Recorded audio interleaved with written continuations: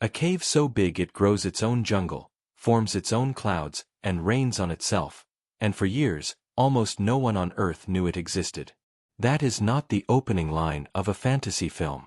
It is the plain, documented truth about a cavern hidden beneath the mountains of central Vietnam, a place so vast that early visitors described losing all sense of scale the moment they stepped inside. This is the story of Hang Son Doong, the largest cave passage ever measured on the planet, and of the accidental discovery, the years of silence, and the astonishing science that followed once the world finally understood what was down there. The story does not begin with a team of scientists or a government expedition. It begins with one man, alone, walking through dense jungle in search of agarwood, a fragrant resin used in incense and perfume that has drawn foragers into these forests for generations. His name is Ho Khanh, a local man from Phong Nha, in what is now Bo Trek District, Quang Binh Province. Sometime around 1990, while sheltering from a sudden storm, Ho Khanh came across an opening in a limestone cliff face. Cold wind poured out of the darkness, carrying with it mist and the unmistakable roar of a river running somewhere far below. He did not go in. There was no rope, no light strong enough, no reason to risk his life for a hole in a rock. He turned back into the forest and, for years afterward, could not find the entrance again. That single detail is worth sitting with for a moment, because it explains almost everything about why this cave stayed hidden for so long. Phong Nha Bang National Park, where the cave sits, is one of the most rugged and densely forested karst landscapes on Earth, riddled with hundreds of caves, sinkholes, and underground rivers carved into limestone that geologists estimate began forming around 2 to 5 million years ago. Somewhere in that tangle of jungle and stone, a single crack in a hillside could vanish under undergrowth within a season. Ho Khanh knew the forest better than almost anyone alive, and even he lost the spot. Word of his encounter eventually reached Howard and Deb Limbert, two British cavers who had spent years exploring the region as part of the British Cave Research Association. They had already mapped dozens of caves in Phong Nha Bang, and when Ho Khanh mentioned, almost in passing, that he had once found an opening with clouds and a rushing river inside, the Limberts understood immediately that this was not an ordinary description. Caves with their own internal weather are exceptionally rare. They urged him to try to relocate it. 4 years, he failed. The jungle simply would not give the place back. Then, in 2008, on another foraging trip, Ho Khanh found the entrance again, and this time he made sure not to lose it, carefully noting the terrain and the direction of the surrounding mountains. In April of 2009, he led a full British-Vietnamese expedition team back to the site, working alongside scientists from Hanoi University of Science. On April 7, 2009, caver Peter McNabb became the first documented person to descend into the passage that would become known as Son Doong, a name that translates roughly to Mountain River Cave. What the team found over the following days, and in a continued survey that stretched into 2010, forced cave scientists around the world to rewrite what they thought they knew about how large a single cave passage could be. The numbers alone are difficult to process. The main passage of Son Doong stretches for close to 9 kilometers, with some chambers wide and tall enough, by later estimates, to swallow a 40-story skyscraper whole. Geologist Dr. Tony Waltham, one of the senior karst specialists who reviewed the expedition's measurements, confirmed what the survey data suggested. This was, by volume, the largest cave passage ever recorded on Earth, with a measured volume of roughly 38.5 million cubic meters. National Geographic independently verified the scale of the discovery in 2011, and the cave has since been featured in major international productions, including the BBC's Planet Earth 3 in 2023 and a widely discussed CBS 60 Minutes segment, in which veteran correspondent Scott Pelley described the assignment as one of the most physically demanding and visually overwhelming of his career. But size alone does not explain why Son Doong captured the imagination of scientists and the public alike. What makes this cave genuinely strange, in the most literal and scientific sense of that word, is what happens inside it. In several places along its length, sections of the cave ceiling have collapsed entirely, creating what cavers call dolines, massive skylights where sunlight pours down from the surface hundreds of meters above. Beneath these openings, something unexpected has taken root. Because sunlight reaches the cave floor, and because the humid enclosed air inside behaves differently from the atmosphere outside, entire pockets of rainforest have grown up within the cave itself. Trees reaching 30 meters or more stretch upward toward the light. Ferns and mosses blanket collapsed boulders. And because of the difference in temperature and moisture between the underground air and the world above, low clouds and mist genuinely form inside certain chambers, drifting through the space like something out of a painting rather than a geological survey report. This is not folklore or exaggeration. It is one of the reasons scientists now describe parts of Son Doong as containing something close to a self-contained ecosystem, a place where plant and animal life exists in conditions found almost nowhere else on the planet, shaped by isolation, filtered light, and a climate that the cave essentially manufactures for itself. Researchers cataloging the biodiversity inside have documented species of flying foxes, monkeys, and numerous invertebrates adapted to the transitional zones between total darkness and the Dolin light gardens, and ongoing surveys continue to turn up organisms that are still being formally classified. In a cave this isolated, that is not surprising. It is expected. When a landscape has existed largely undisturbed by human presence for millions of years, it tends to keep secrets simply because no one has had the chance to look closely enough. The cave's other defining feature is the so-called Great Wall of Vietnam, a towering barrier of calcite formations that blocked the original 2009 expedition's progress and forced the team to return the following year with climbing equipment. When they finally scaled it in March of 2010, they discovered that the passage continued onward and eventually opened to the surface again, completing one of the most technically demanding cave surveys ever conducted in Southeast Asia. Along the way, the team documented cave pearls, enormous stalagmites, and mineral formations shaped over hundreds of thousands of years by mineral-rich water dripping steadily through the limestone above.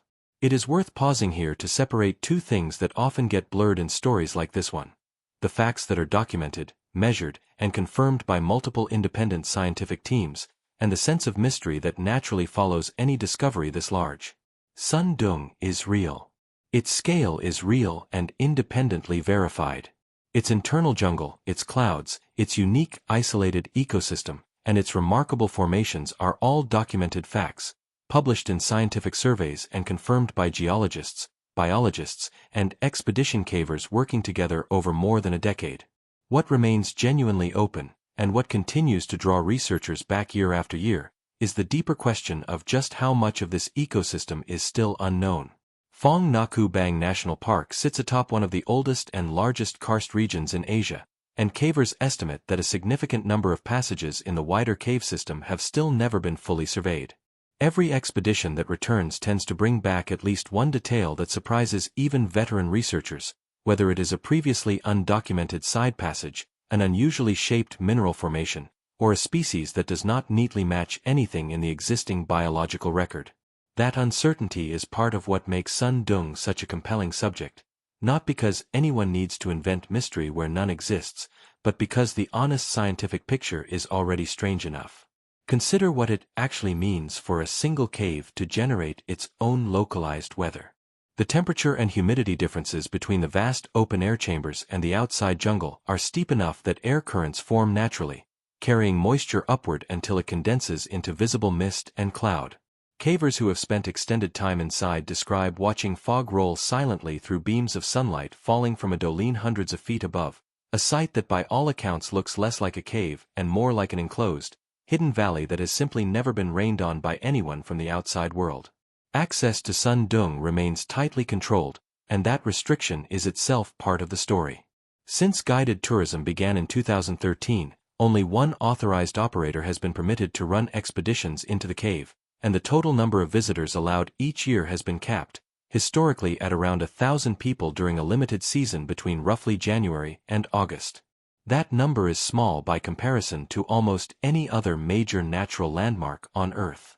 The purpose is straightforward: preserving an ecosystem this fragile, and this recently exposed to sustained human presence, requires limiting the disturbance that even careful visitors inevitably bring.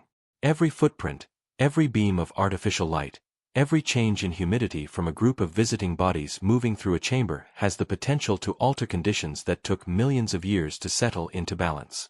There is also a human dimension to this story that rarely gets the attention it deserves. Ho Khanh, the man who first stumbled into the cave entrance decades ago, has remained closely tied to Son Doong ever since. He continues to work with expedition teams and tourism operators in the region, and he is widely credited, alongside Howard and Deb Limbert, as the person most responsible for the cave's discovery ever reaching the wider world. Without his persistence in searching for an entrance he had lost track of for years, and without the Limberts recognizing the significance of his brief description of a cave with clouds and rushing water inside, Son Doong might still be an undocumented gap in the jungle today, known only to the handful of local foragers who occasionally passed near its hidden mouth. What continues to draw geologists, biologists, and cavers back to Son Doong is not a search for something supernatural. It is the far more grounded, and in some ways more remarkable, recognition that a discovery of this scale was possible at all in the 21st century. In an era of satellite imaging, global positioning systems, and near-total mapping of the Earth's surface, it is genuinely rare for a single natural feature this large to remain essentially unknown to science until less than 2 decades ago. That fact alone should reshape how people think about how much of the planet remains unexplored. Karst landscapes like Phong Naku Bang are riddled with hidden systems, and researchers studying similar limestone regions across Southeast Asia, Central America, and parts of China continue to suspect that other cave systems of comparable scale may still be waiting, tucked beneath jungle canopy or buried under collapsed rock, simply because no one has yet stood at the right entrance during the right storm. The scientific value of Son Doong extends well beyond its size.